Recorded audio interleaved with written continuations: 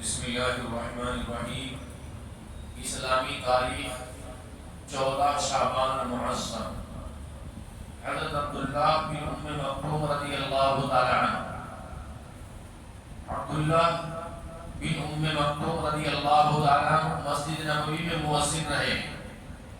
حضرت عبداللہ بن مکتوم رضی اللہ تعالی عنہ مسجد نبوی کے دوسرے مؤذن تھے۔ آپ کے والد کا نام قیس بن زائدہ اور والدہ کا نام عاتقہ بنت عبداللہ تھا، جنہیں مکتوم رضی اللہ تعالیٰ عنہ کہا جاتا تھا۔ اسی نام کی طرف منسوب ہو کر وہ مشہور ہے۔ آپ نابینا ہونے کے باوجود دین سیکھنے میں کوئی کمی نہیں کرتے، یعنی وہ نابینا تھے، آنکھیں نہیں تھی، لیکن پھر بھی دین سیکھنے کی تمنا اور کوشش کی۔ ہم کو اللہ نے آنکھیں دی ہیں، لیکن پھر بھی ہم دین سیکھنے کی کوشش نہیں کرتے۔ ان نابینا سے سیکھو۔ بالکل شروع میں مسلمان ہو گئے تھے۔ قرآن پاک میں تقریباً 16 آیات حضرت عبداللہ بن مکتوم رضی اللہ تعالیٰ عنہ کے حق میں نازل ہوئی۔ سورہ عبس جو ہم پڑھتے ہیں، عبداللہ بن مکتوم رضی اللہ تعالیٰ عنہ کی شان میں نازل ہوئی۔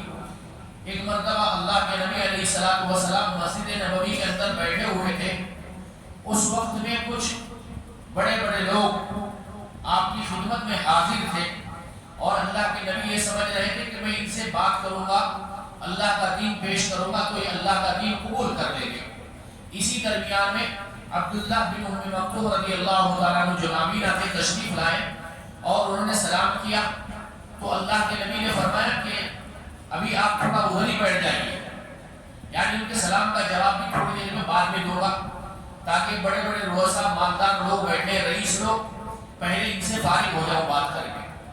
اللہ کو یہ بات ناگوار گزری اور آپ نے حضرت جبریل امین کے ذریعے سے فوراً عبس وتولی ان جاءہ الاعمی نازل فرمائی۔ کہا کہ یہ لوگ اس ایمان قبول کرنے والے نہیں جن کے چکر میں آپ لگے ہوئے ہیں۔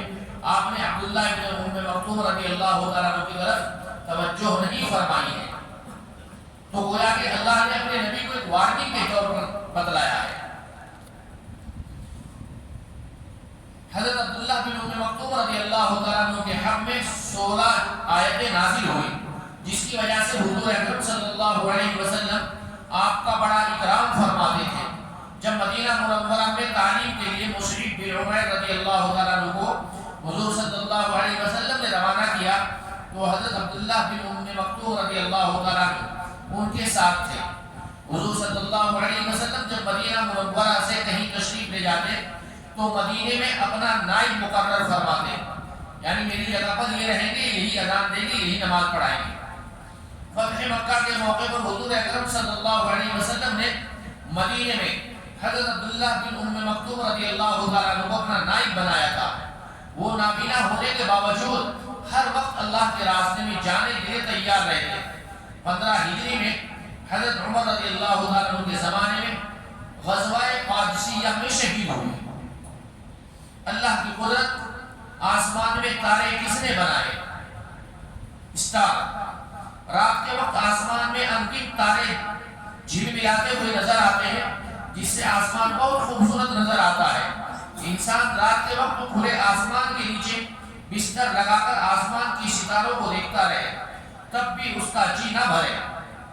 ہمیں اللہ تعالیٰ کی قدرت میں غور کرنا چاہیے کہ اس نے ان ستاروں کو کتنے اچھے نظام کے ساتھ جوڑ رکھا ہے کہ نہ تو آپس میں ٹکرا کر ختم ہوتے ہیں، نہ تو زمین پر گر کر زمین پر تباہی پھیلاتے ہیں۔ یہ اللہ تعالیٰ کا بنایا ہوا بہترین نظام ہے۔ ایک فرض کے بارے میں، کھڑے ہو کر نماز پڑھنا۔ قرآن میں اللہ تعالیٰ فرماتے ہیں نماز میں اللہ کے سامنے عاجز بنے ہوئے کھڑے ہوا کرو۔ اگر کوئی شخص کھڑے ہو کر نماز پڑھنے کی طاقت رکھتا ہو تو اس پر فرض اور واجب نماز کو کھڑے ہو کر ہی پڑھنا ہے۔ ایک سنت کے بارے میں اپنے ساتھیوں سے مشورہ کرنا۔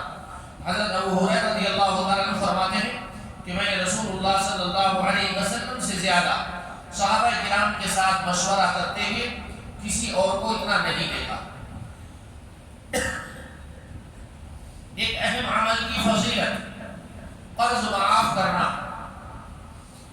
اللہ صلی اللہ علیہ وسلم نے فرمایا ایک تاجر لوگوں کو قرض دیا کرتا تھا، پھر جب وہ یہ دیکھتا کہ کوئی مجبوری ہے تو اپنے آدمیوں سے کہتا کہ اس کے قرض کو معاف کر دو، امید ہے کہ اللہ تعالیٰ ہم کو بھی معاف کر دے گا۔ جب وہ مر گیا تو اللہ تعالیٰ نے اس کی مغفرت فرما دی۔ ایک گناہ کے بارے میں اپنے علم کو چھپانا، رسول اللہ صلی اللہ علیہ وسلم نے فرمایا اگر کسی شخص سے کوئی علم دین کی بات پوچھی گئی اور اس نے اس کو چھپایا حالانکہ وہ چیز اس کو معلوم ہے تو قیامت کے دن اس کے منہ میں آگ کی لگام لگائی جائے گی۔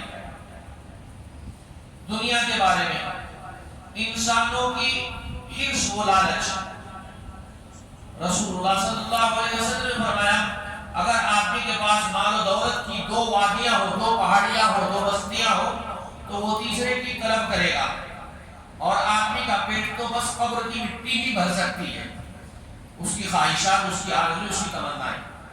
آخرت کے بارے میں اہل جنت کا کھانا پینا، قرآن میں اللہ تعالیٰ فرماتے ہیں یقیناً اللہ تعالیٰ سے ڈرنے والے امن کی جگہوں میں ہوں گے، یعنی باغوں اور چشموں میں باریک اور موٹے ریشم کا لباس پہن کر ایک دوسرے کے آمنے سامنے بیٹھے ہوں گے۔ یہ سب باتیں اسی طرح ہوگی، اور ہم بڑی بڑی آنکھوں والی حوروں سے ان کی شادی کریں گے اور ان باغوں میں اطمینان سے ہر قسم کے میوے منگاتے ہوں گے۔ طب نبوی سے علاج، اسمد سرمے سے آنکھوں کا علاج، رسول اللہ صلی اللہ علیہ وسلم نے فرمایا تمہارے سرموں میں، یعنی جو ہم سرما یوز کرتے ہیں، سب سے بہترین اسمد سرما ہے جو آنکھوں کی روشنی کو بڑھاتا ہے اور پلکوں کے بالوں کو اگاتا ہے، لیکن دھیان سے خریدیں، اس میں ڈپلیکیٹ بھی آتا ہے۔ مدینہ منورہ جاتے ہیں، اللہ کرے ہم سب جائیں اور وہاں سے وہ سرما لے کر آئیں، اپنی آنکھوں میں لگائیں۔ اگر کوئی جانے والا ملے تو اس کو کہیں کہ بھائی ہم کو اس میں سرما لا کر کے دیجیے، انشاءاللہ اللہ تعالیٰ عمل کی توفیق عطا فرمائے۔ سبحان اللہ بحمدہ، سبحانک اللہم وبحمدک، ونشہد ان لا الہ الا انت، نستغفرک ونتوب الیک۔ سبحان ربک رب العزة عما یصفون، وسلام علی المرسلین، والحمد للہ رب العالمین۔